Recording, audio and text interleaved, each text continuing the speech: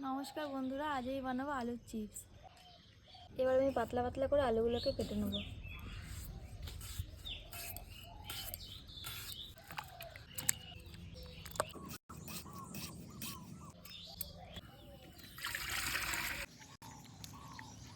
এবার আমি আলুগুলোকে সেদ্ধ করে নেব।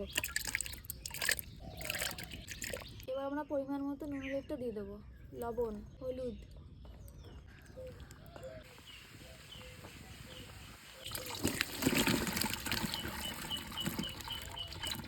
এবার আমি আলুগুলোকে রোদে শুকাতে দেবো।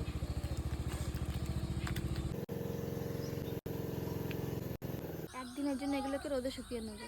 পাঁপড়গুলো একদিন রোদে শুকিয়ে নিয়েছি, কি সুন্দর শুকিয়েছে দেখো পাঁপড়গুলো। পাঁপড়গুলো এবার আমরা ভেজে নেব।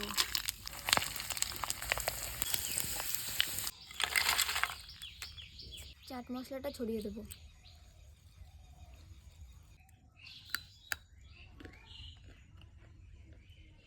খেতে খুব সুন্দর হয়েছে।